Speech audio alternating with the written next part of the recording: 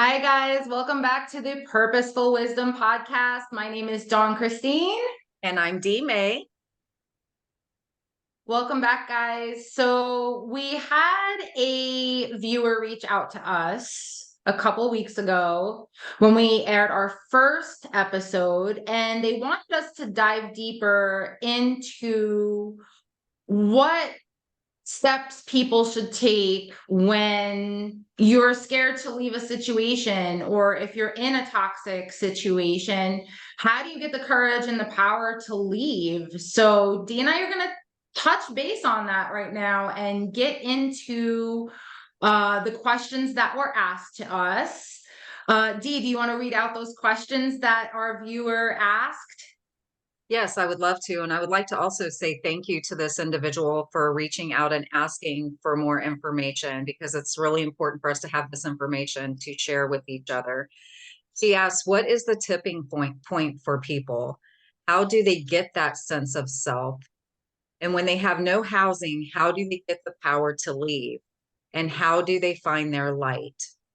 And I think these are super powerful questions, and I'm very happy to discuss this topic. I was in more than one toxic relationship, and the last one was really a doozy. So I'm happy to share this information with people today, as I know you are, Dawn. Absolutely, for sure. And we both have different backgrounds, and we both have obviously different situations of how we found courage within ourselves to leave toxic situations. So Dee and I discussed, sharing these things with you guys today, our viewers, getting a little bit of intimate stuff with us personally. So what we figured was we were going to go topic by topic, question by question, and then Dee would share her experience, and then I could share my experience, because everyone's experience is different for everybody. So we want to make sure that you can have different perspectives from two different people of what worked for them. And then maybe that could help our viewers find a happy medium, or what would work for them to find the courage to get rid of the toxic situations that they're currently in. Absolutely.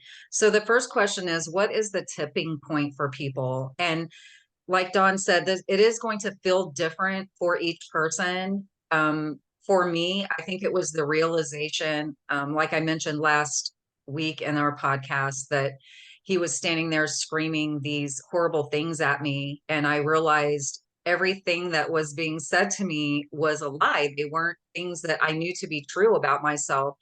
And having someone stand there and tell me horrible things about myself that I know aren't true helped me to realize that behavior I can't change. I cannot change the behavior in the other person. So the behavior that has to change is mine.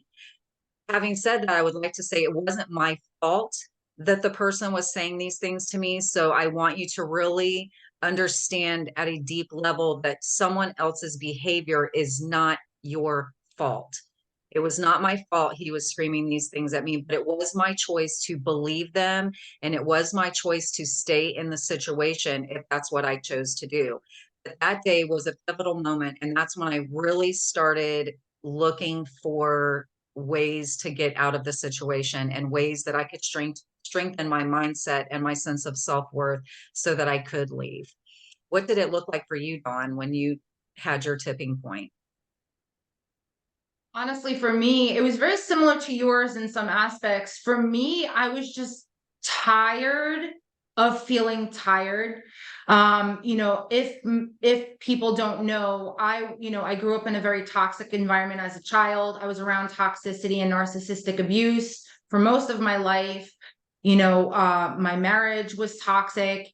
And I just was tired of feeling tired. I was on medicines that I didn't even belong on, because certain people talked me into going on medicines because I was labeled. And I was literally in bed with debilitating depression on all these medications that did not make me want to do anything but lay in bed all day. I felt that my mind was clouded. I couldn't think for myself. And I woke up one morning and said, I'm done. Like, enough is enough. I cannot feel like this anymore. I cannot take this abuse anymore. I cannot feel like I am worthless anymore, when I knew deep down I was a good person, and that, I couldn't control what others saw and what others did. So I had to make the conscious decision to change me. And that was the tipping point for me, just knowing that I am tired of feeling like this, and that things are not going to change unless I change them. And that was it. That was my, like, I'm done. I'm walking. I'm throwing in the towel. I am done from this. Yeah, absolutely. And one thing I want to say too is that the day that is your tipping point, when you reach that place, that isn't always the day that you leave. I want to make that very clear. Yes. That is the day that you decide Agreed. to start doing something about it. It can be the day that you leave, and that's a fantastic thing if it is the day that you leave. But it doesn't necessarily look like that for most people. It just looks like the day when you have the realization that you're done living in the life that you're living in and you want something better, and you're going to start taking steps to create that something better for yourself. So, Absolutely. 100% agree. so in the next question Because is, it wasn't, go ahead. sorry, it wasn't for me. It wasn't right away. It was like making that conscious decision to do something, and then forming a game plan of how to literally practice and put this into motion. So I'm glad that you pointed that out. Yeah. And just really getting curious about what a different kind of life would even look like, because I think that we get so bogged down in the toxicity sometimes, and the abuse, and the lack of self-worth that we have inside of ourselves, and just this like crushing darkness that we feel, that we can't leave that day. Like we just have to start getting curious about what it would look like to live something that's different than what we're experiencing now.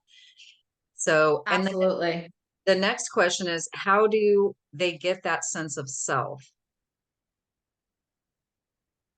So for me, right away, I didn't have a sense of self. It's not like an automatic thing. At least for me, it wasn't.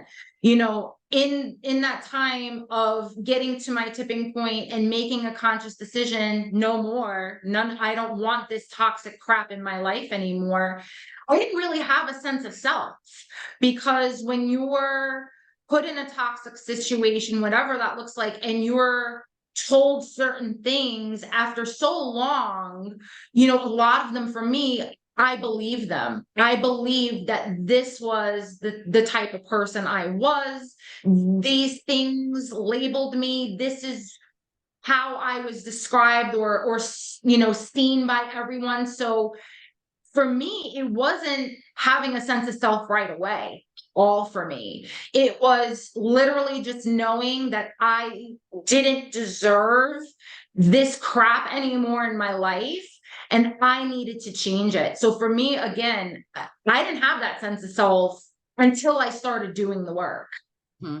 So what about you, Dee? What did it look like for you as far as sense of self? It was the same. My sense of self didn't come right away. I just started getting curious. And like I said, realizing these things that were being said to me were not true. And so I didn't have the money at the time to get counseling, or I didn't even really know about coaches at that time in my life either. So that wasn't really even an option. So I looked to YouTube, because internet is available for almost all of us all the time. And so that's what I did. I looked on YouTube, and I didn't even know what I was looking for in the beginning. And I started finding different people like Mary Morrissey, and I started reading about the law of attraction and things like that, which I found very fascinating. So I listened to people like Joseph Murphy and Bob Proctor and Neville Goddard, and Yes. then I found Wayne Dyer, and I love all of these people. Mm. They're so amazing, but Wayne Dyer, there's just he has such a gentle spirit and such a gentle way of saying things, and he always seemed like such a compassionate and giving person to me. Like he just felt comfortable to me. Like I just got such peace by listening to his voice. And he was so generous. He's crossed over now, but he was so generous with his free content that he put out, and all of his books are on YouTube, and he narrates them, which is just amazing to me because I just love his voice. It's very soothing. Yes.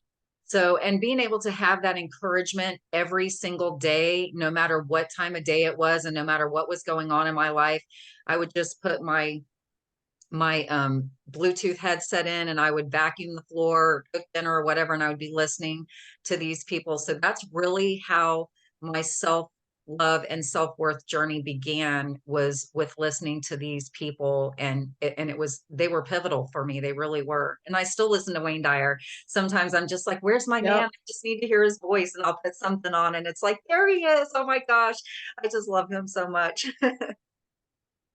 I love them too. And, for me, mine looked a little different. I started seeing a psychologist, and for me, that was the starting point. That was the grounding foundation for me to understand I wasn't crazy.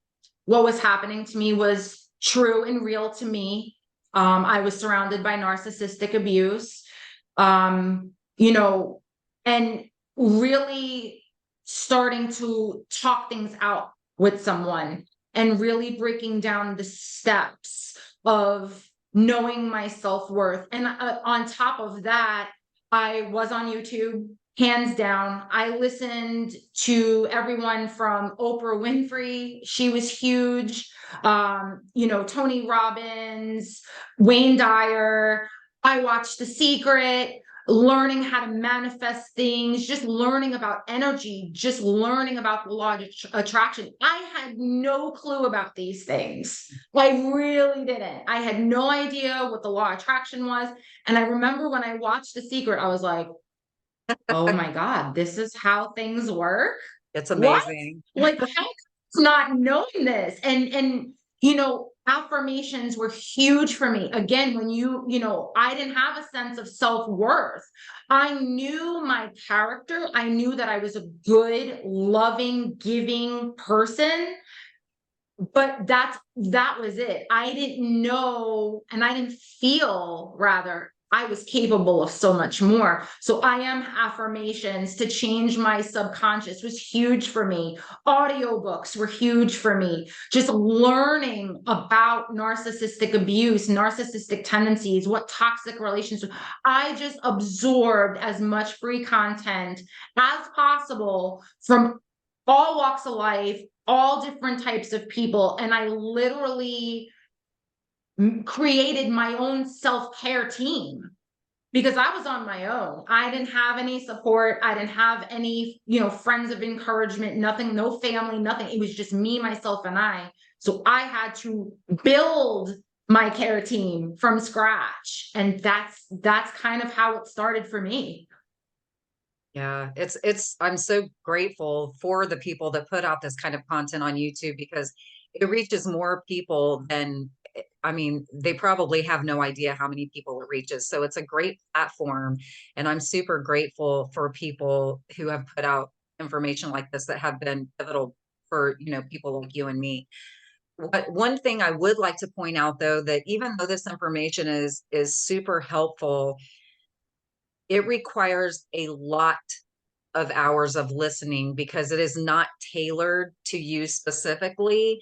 So if you are in a Right. situation like this and you can afford a coach or a therapist, I highly encourage you to take that route, because that is something that's going to be tailored to your specific needs and your specific Right. feelings and your specific situation. Whereas grabbing these pieces of free content, it doesn't always fit exactly. You'll get a piece from this one, a piece from that one. And after, 120 hours of listening to stuff, then you feel like you might have something that's going to work for you. So if you can afford a coach or a therapist, please take that route, because it's going to be way faster for you. So, Absolutely. And I think that's why both of us became coaches, because, we did it the hard way. yeah. Realistically, like we really did. And I know for me, that inspired me. That just drove this passion in my heart of like, I can help people in this situation. Like I've been there, done it, I know what works, know what doesn't work. And things can look like, totally different for different people. Don't get Yeah. me wrong.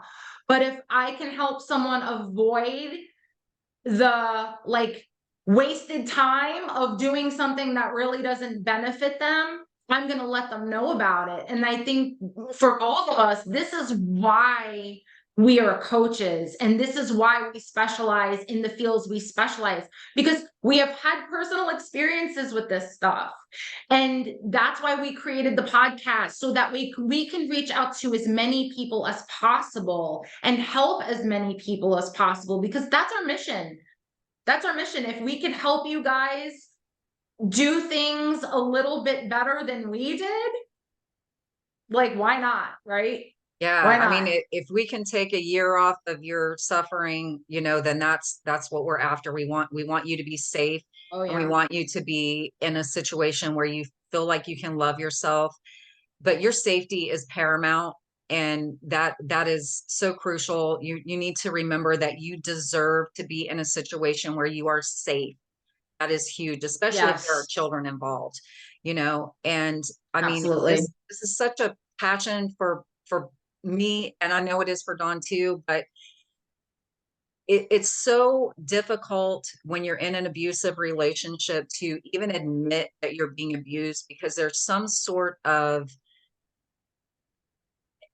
I mean, crazy, just like ownership of just responsibility for being in that relationship. And you don't want to, I mean, like for me, I know I kept thinking about, I don't want to start over again in my last one, like I don't want to start over Right. again. I know I'm Yep. going to walk out of here with a lot less things than I walked into this relationship with. And let me just tell y'all, stuff is stuff. It doesn't That's matter. right. You can get more stuff later. Your safety and your sense of well-being and your mental and emotional and spiritual well-being is far more important than any material object that you are walking away from in that relationship. So please keep that in mind. Absolutely. Absolutely. And I think for a lot of us, at least for me too, you know, it's shame, because you're already made to feel like you're nothing. And to admit to yourself that I'm in a toxic environment, you feel shame, you Yeah, feel embarrassed. You don't want to just openly discuss this with your friends and people that you know, because now you feel like, oh my gosh, they're going to judge me. And, how foolish could you be? But it's more than that. It's it not is. that you're not aware. You're very much aware, but that ego kicks in, that pride kicks in, that, oh, maybe things are going to change. Maybe I can change them. Yeah. And you Like, cannot. newsflash, you can't change people. They are who they are unless they want to change. So it's really coming to that understanding that you're only prolonging the inevitable, because if it's toxic, it's going to remain toxic. And abuse is abuse. And we talked about this last episode. Abuse is abuse is abuse. It doesn't matter if it's physical, mental, emotional. It could be all three. It could be one. It doesn't matter. But it's only going to get worse if you stay in it, because that person is not going to change. At the end of the day, I had to have the courage to understand that and realize that I can't fix people. Yeah. I can't fix people. I wanted to fix everyone. Yeah.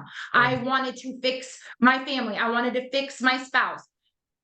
You can't do that. You have to fix you and understand that you don't deserve this. You don't deserve this crap in your life, that you are worth so much more. You can be so much more. You have so much more to give.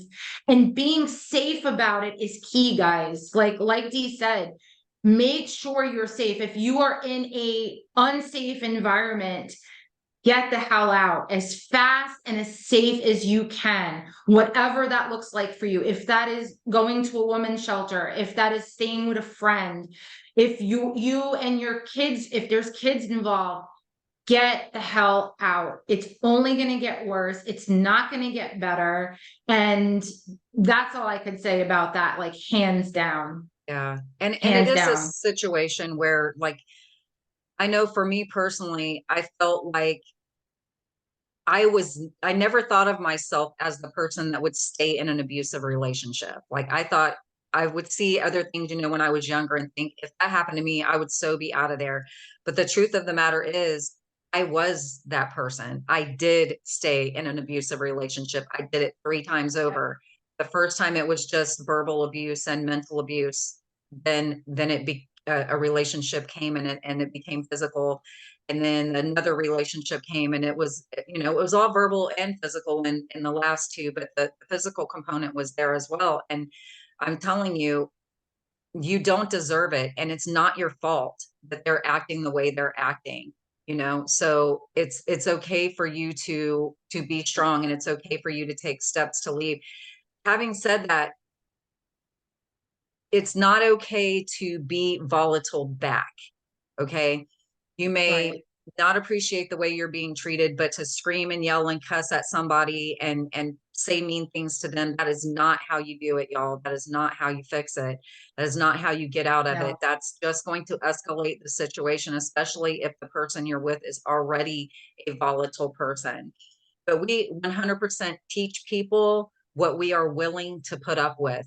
And we do that by Right. staying and allowing the abuse to continue. I remember one time in not my last toxic relationship, but the one prior to that, and he was saying mean things to me. And I turned around and looked at him. I'm like, you can't talk to me that way, you know? And he looked dead at me in Right. the eyeballs and he goes, you're still here. And y'all, I couldn't even be mad about him saying that Wow. because I was like, holy crap. He's right. He's 100% right. I am still here. I am still putting up with it. So I was showing him by my inaction, meaning that I wasn't leaving, that I was okay with him treating me that way. I didn't feel okay with it. I didn't think it felt Right. nice to be mistreated in that way, but I was staying and by my actions showing him that it was okay for him to treat me that way. And that's pretty profound. Absolutely.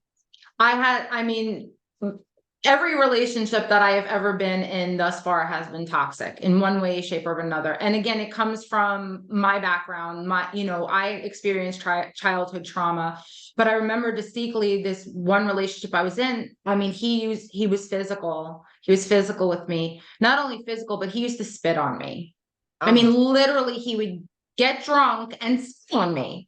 And I remember just feeling like the lowest scum of the earth. That made me feel so worthless. yeah. And one pattern that I realized now looking back on it is I never gave myself the grace to be alone, ever. Mm, I always felt that my self-worth was with someone else, you that needed that I had to validation. feel worthy having someone, and having someone was better than being alone. But what I want people to understand is it's a body.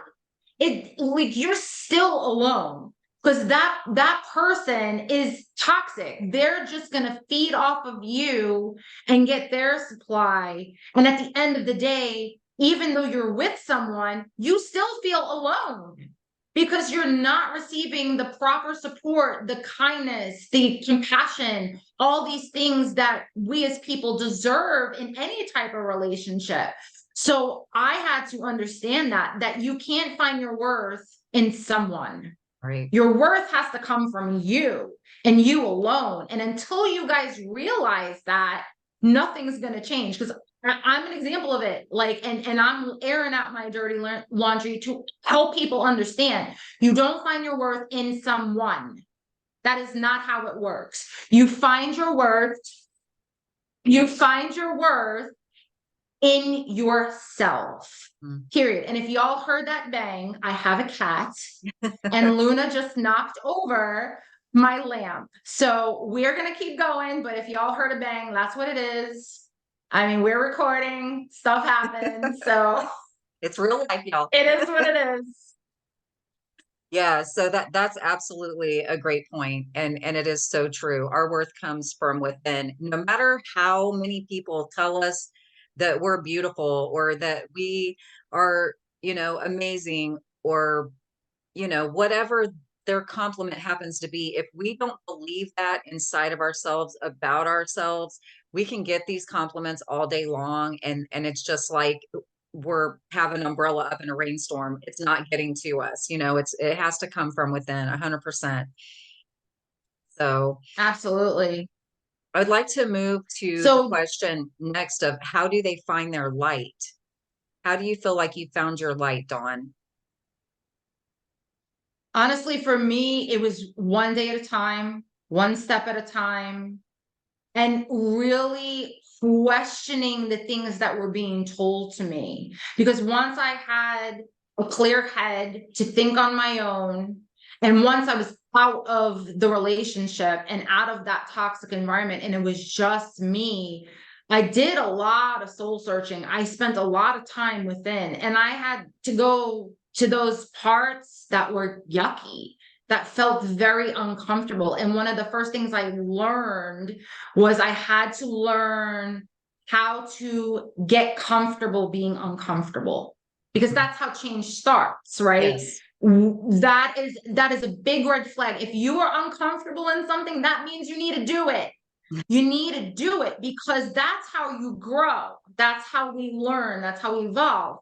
So for me, it was going to those uncomfortable places in my worth and revisiting what was told to me my whole life, Mhm. replaying crap in my head of, oh, well, so and so said this, this, and this about you. Is that true? And going within and really questioning what I was being told. Is this true? Do I have facts that can back it up? And what is true? And that's how I started. That's how I started building my character and my self-worth, and literally journaling, writing down the things that I knew to be true about myself, the I ams, the affirmations. I am kind. I am a good mom. I am a good person. I am smart. I am worthy. I am enough. Yeah. I am enough just the way I am. And when people demeanor your character and make you feel like you can't be you, that's a horrible way to live. It's a horrible way to just go through life. I was born in New York City. I'm Italian. I'm a loud New York Italian, but that's who I am. I get passionate about things. And when I get passionate about things, my voice, you could see that through my voice, how I enunciate, because it's passion. And I was always made to feel that I was too loud and had too much to say. And for the longest time, I would feel like I couldn't say anything. So that made me feel like I wasn't worthy of being heard. And now I embrace it. Like, embrace that. I am a loud New York Italian woman.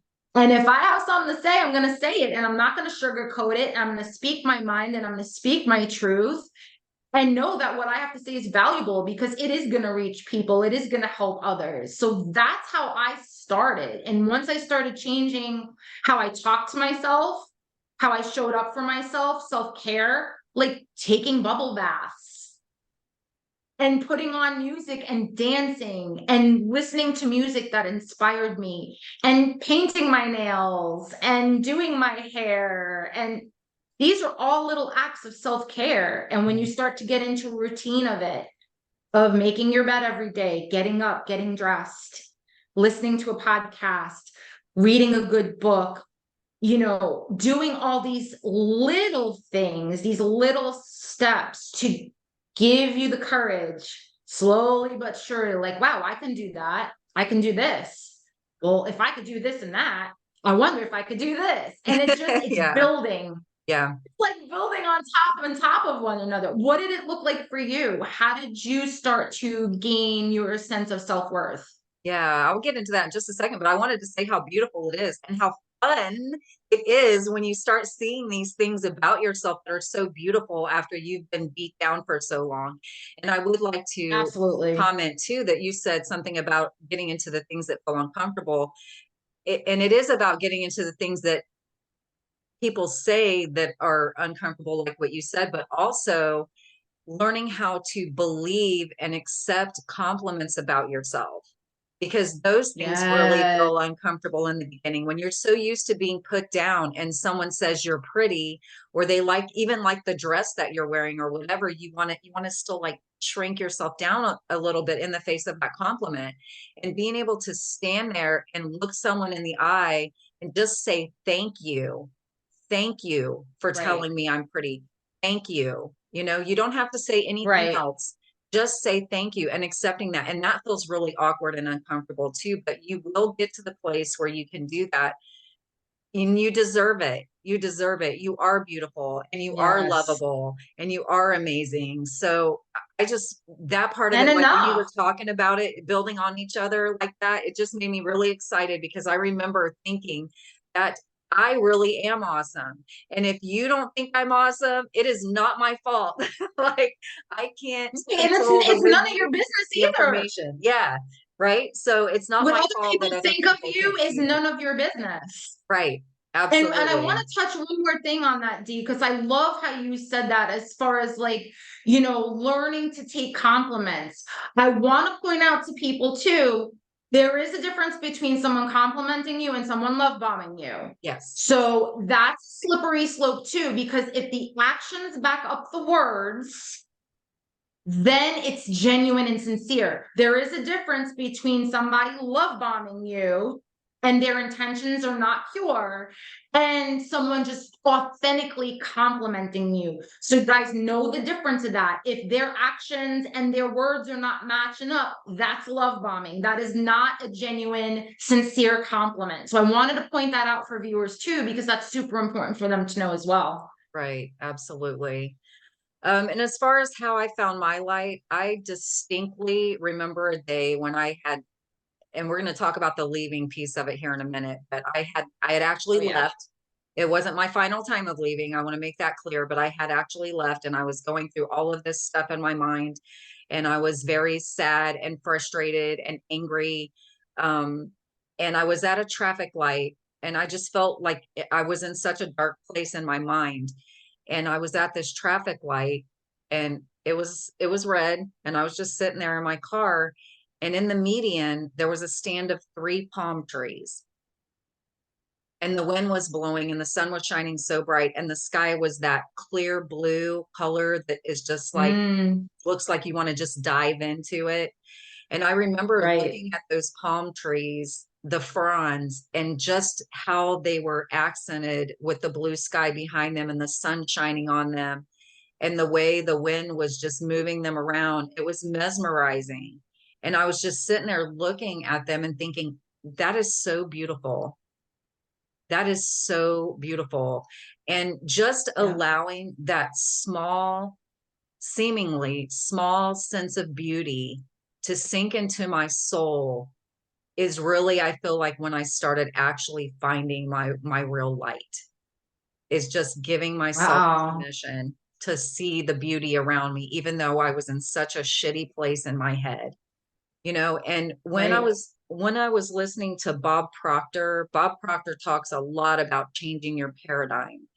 And a lot of people have Right. maybe heard that word, but they don't understand what it means. And all it means is a collection of beliefs. So a paradigm is a collection Yes. of beliefs. So changing your paradigm when you're in a relationship, or even at all, but we're talking about toxic relationships now, is mainly looking at the collection of beliefs you have about yourself and have about what relationships should look like, and what expectations are of the other person, of yourself, of the situation, of what it could look like outside of there. Just looking at those beliefs and allowing yourself to visualize and question, what would it look like if, when we were kids, we played the what if Right. game all the time, and we think it's not cool to Right. play it as adults, but it is. Curious get curious. What would it look like what if I came home to a man who actually, or a woman, because there's abusive women too, y'all. So if you guys are listening, Absolutely. you're in an abusive relationship, this is for y'all too. It is not just men who are abusers, it is women too. And so if you're in an Absolutely. abusive relationship, just get curious. What would it look like if I came home to a loving mate? What would it look like if I Right. could get up and finish my cup of coffee at 5 o'clock in the morning and not be screamed at before I'm halfway through? What would that look like?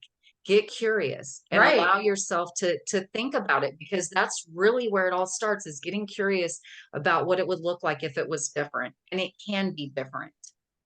It can be. Absolutely. And I think for a lot of people too, they, at least for me, it was like, oh, well, oh, everything's not, they try to like self-sabotage it. Because I know I did many times of, oh, well, this is not, it's not the right timing. I don't have the finances, or I don't have the this. We label things, right? If there's a will, there's a way, guys. Yeah. Like I mean, hands we want down. it to look Stop pretty. don't make the excuses. Right. That's an excuse to keep, because there's fear. It's fear based. It is fear-based. Okay. And instead of being fearful, like Dee said, be curious, because you already know the situation you're in. So you already know what that looks like. The inevitable, the unknown rather, is scary for a lot of people. Well, you already know what kind of environment you're in now. Mhm. So what would be so bad to be curious about what your life could look like without that toxic bullshit in it? Mhm. Like peace, serenity, being able to breathe, feeling free of the toxicity, no, waking up every morning not feeling like you're not worthy of anything, like not having a toxic screaming environment around you. That sounds pretty blissful to me. Yeah. Like, really, you know what I'm saying? And it isn't like, we're not saying that it won't be hard or challenging, if people have to put a label on it. It is hard work doing the work within you. It is hard work, but it's so worth it. You get to discover things about yourself that you didn't even know Oh my were gosh. possible. Yeah, that's so You have true. no idea when you're pressed down and you're made to feel like you are not enough, Mhm. and you're labeled by people, and you start to believe those things, you limit yourself to what you're truly capable of doing. Yes. And when you're free from all that crap, there's just this, it's like you're reborn again. You are discovering parts of you by doing that hard work, by doing the steps, and you're discovering parts about you that you didn't even know existed. Yeah. And bringing out that inner child and being goofy and dancing in the kitchen and screaming to the top of your lungs because your favorite song comes on, and knowing that you're not being judged. You're not being judged and juried by it. You are free to be you. Yeah. And it is such a beautiful feeling to be authentically you Yeah. and show up in this world authentically you. And if other people don't like who you are, whatever, bye. Yeah, See you'll ya. find your They soul don't belong tribe. in your circle. They don't belong in your circle if they are not giving you and building you up and being there for you as a friend, as a lover, whoever they are. If they're not showing up for you the way you need them to show up, then get rid of them. Yeah. Get rid of them. Don't waste your time. You're not going to fix them. You're not. Yeah. And one of the That's it. things, there's two things I would like to say. One of them is, it's amazing when you discover who you are outside of the relationship, because I spent Oh, 20 years being married to a very controlling individual. And when I got out of that marriage, I had no idea who I even was as Dee. I had no idea. And I would go shopping with a friend of mine, and I remember her very distinctly saying to me one time, "I hate going shopping with you, Dee. You take forever. You have no idea what you even want."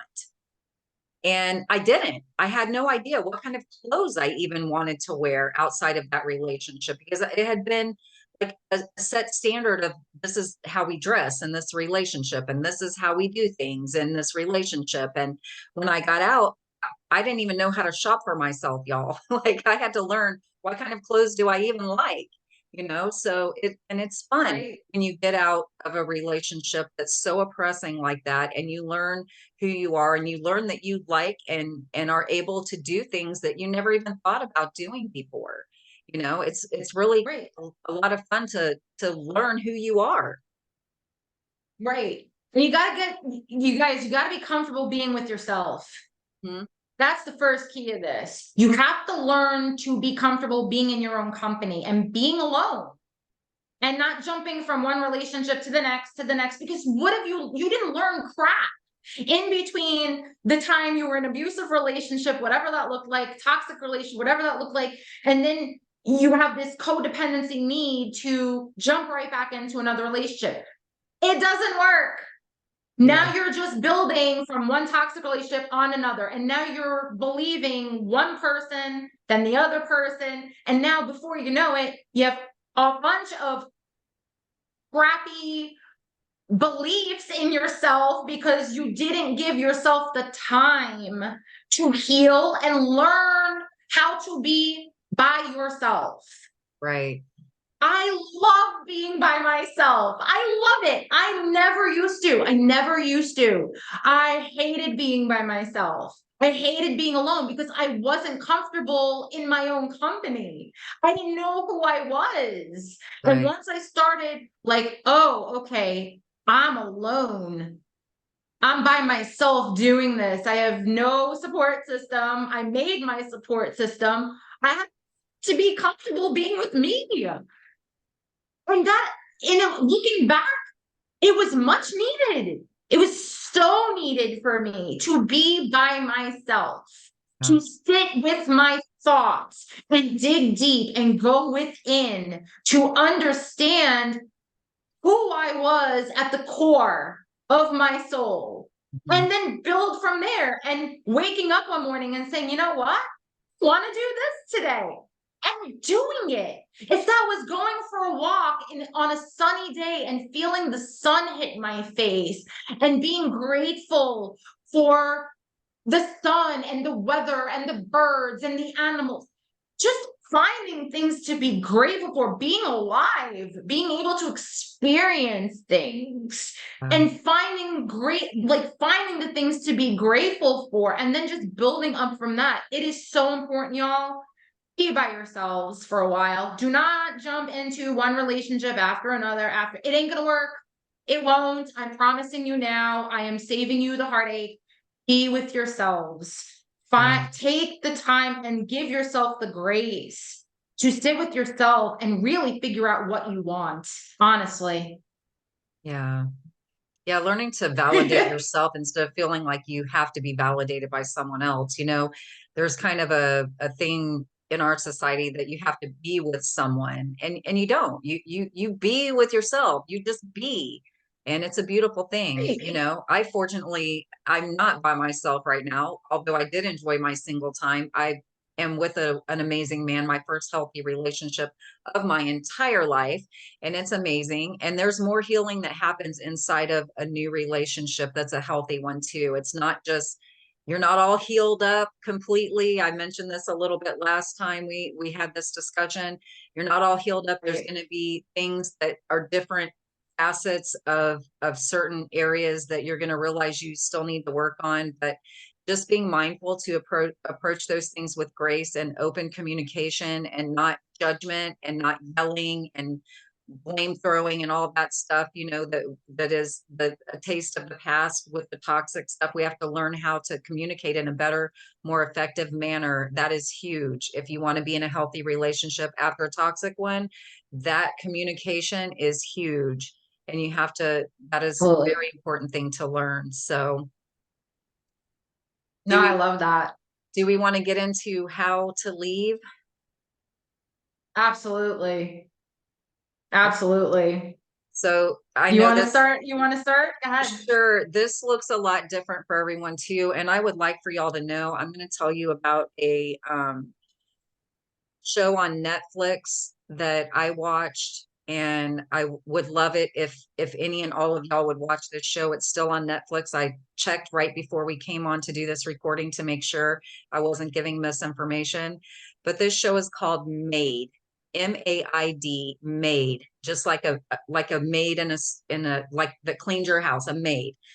And it's on Netflix. It's a limited series. If I remember correctly, there's 6 episodes, and it's about a girl who is a maid. She becomes a maid after she leaves her toxic relationship behind. And I would like you to know too that the first time you leave is probably not going to be the last time for most people who leave a toxic relationship. Survivors of toxic relationships leave and return an average of 7 times. 7. And that's an Wow. average, which seems crazy, but y'all, I did it. I left my toxic relationship multiple times before I finally got the strength inside myself to leave it for good. So if you have left and gone back, or if you and you've done it multiple times, or you're gone now and you're thinking of going back, just know that that's not an unusual thought. It is very normal for people to go back to their abusers. So you're not alone in that, and don't be embarrassed or ashamed about it, because it's just it takes a lot of strength. It takes a lot of strength to leave that relationship for good. So I want you to know that. Um, if you have no housing and you don't know how you're going to do it, this show Made illustrates how women's shelters just cradle people in need so well, and they provide everything they need for them, counseling and a place to stay and all that stuff. I wish I had been able to see this show when I was in the toxic relationship I was in, because I feel like it would have changed the trajectory and the timing of everything for me. So please watch it and get some real information about how those places work, because it's absolutely amazing. But I left multiple times. I went to families' houses. I went to friends' houses. The very last time I left, I went and I rented a room from a lady that I was working with that had a spare room in her home. So I rented a room from her, and that's where I stayed initially after my final time of leaving. So, but it looks different for everyone. So, how did it work for you, Dawn? So I can definitely relate to what you said, how people keep going back and forth, back and forth. That was my entire life with all of my relationships.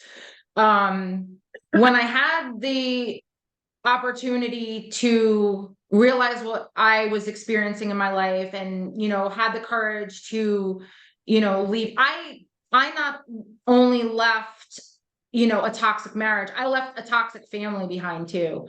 So mine kind of like it was like the first step I did was I literally like broke the chains of narcissistic abuse in my family. I cut ties with my entire family, because it was not only affecting me, it was affecting my children. And I was like, no more. And then once I started doing that, I started looking at other areas in my life. And then I realized all my friends were toxic. And little by little, cut, cut, cut, cut. And then I realized my marriage was toxic. So for me, it was like this sense of like, I am woman, hear me roar kind of thing. When I, cut out the family drama, and then I cut out the friend drama, and I was like, well, let's keep going because this is toxic too. And I literally just walked in and said, I'm not happy anymore. I want a divorce. I want a divorce. I'm done. I'm not going to feel this way anymore. I don't want it anymore. Mine was not physical. My last marriage was not physically abusive by any means. It was mentally. It was just mentally and emotionally abusive. And we didn't see eye to eye on things. And for me, I literally, I had some money saved, and I literally like told him July, and by September, I was out on my own.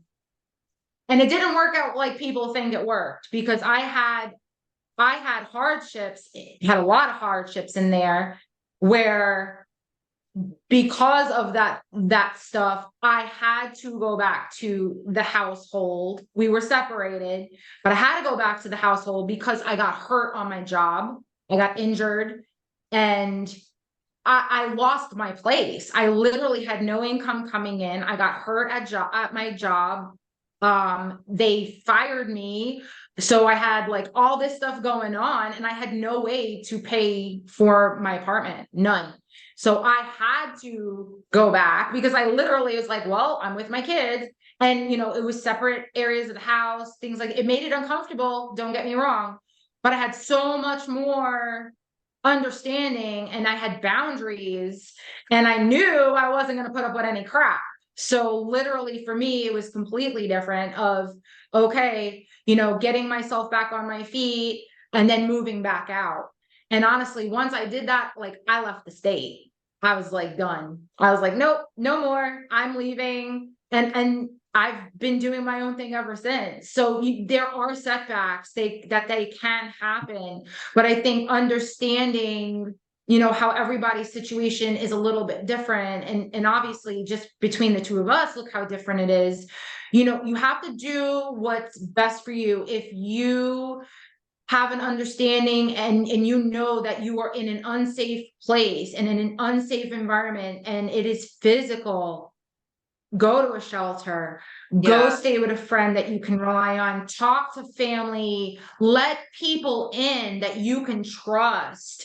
Don't let your ego get the best of you. Open up to these people that are truly there for you and let them know what's going on, because they're more than willing to help you. They are. If they're There's good help. people and they understand, reach out to people that you can trust. Yeah. And let them know, hey, I'm in an unsafe situation, especially not only for yourself, but if you have children, reach out. You need to get those kids out of that environment. Right. And there, You need to do it. And if you're thinking, listening to this stuff, that you're in a really bad situation, because we don't obviously know your situation, but if you feel like you're in a really bad situation and you're like, you get a list of the buts going on, but I don't have clothes, but I don't have this and I don't have that. Listen, if you contact a women's shelter, they have access to clothes for you, for your kids. You're going to get food. You're not just going to be living, in a cardboard box on the side of the street with nothing. Okay. So these places are in place because they want to help women, and there are men, things too that can help with men, but it's, these places are there and you just have to reach out. And if you don't have an extra set of clothes, you have your life, you have your children's lives. Do what is best for you to get yourself in a safe situation. And I want to tell you too, there is a national domestic violence hotline. We're going to put this information in the description below this video. Absolutely. The number is 800-799-7233. 800-79. I'm going to get choked up. It's all right. But this is what we're talking about, y'all. Like, we've experienced this crap, okay? And we're trying to help anyone out there that needs help, because this is how passionate Dee and I both are about this. And this is authentically us. Like, we're reaching out. This is coming from the goodness of our hearts. We've experienced this crap. We know what we're talking about. We've lived through it. And our mission is to help others that are in this situation, that are in toxic environments. So you're gorgeous and I love you. And I love being you too. authentically you, like being authentic, no, like honestly, Dee, I love that. Yeah. And if you can't talk, if you're in a situation where you can't talk, again, that number is 800-799-7233. We are going to put the information down below this video. You can text. Absolutely. If you're in a position where you can't talk, text START, the word START, START, to 88788. This is a national domestic violence hotline. They have English, Spanish, and if I remember correctly, 200 other languages through interpreters that you can access. So if you feel like, oh, but I'm not English speaking, they've got you anyway. So go ahead and reach out. Okay. Absolutely. Yeah, we'll put everything in the description box. And we've been getting to say this, guys. Help us grow this channel. Please like and subscribe to our channel and share this with others. And reach out to, if you know someone that could benefit from this, share it with them, let them know, spread the word about purposeful wisdom. Our goal is to reach as many people as possible, and we need your help doing that. So please subscribe to our channel, please share it. So this way we can get this message out to others that need our help. We're trying to build community. We also have a Facebook community. If you want to be part of that, it's the Purposeful Wisdom Podcast community on Facebook. Dee and I are both admins on it. So if you want to join our group, please do so. We honestly talk about a lot of these other things in the group. We, hop on, pretty much we kind of further the discussion on our podcast if things come up. It's a beautiful community. We're building it. We have like 30 people in there now. We'd love to grow that. And I know, as always, we are going to close with a beautiful quote today. Dee, do you want me to read it or do you want to read it? Go ahead. All right. So this quote is by Sogyal Rinpoche, and it says, "Light must come from inside. You cannot ask the darkness to leave. You must turn on the light." Turn on your light, y'all. Turn on your light. Turn on your light. And no matter how dark it is, there will always be light. You just have to search for it. Even if it's getting up every day and being alive and feeling the sunshine on your face and everything else is going wrong in your life, be grateful for that. That's the light. That's the little light. Right. Waking up to your children every day, that's the light.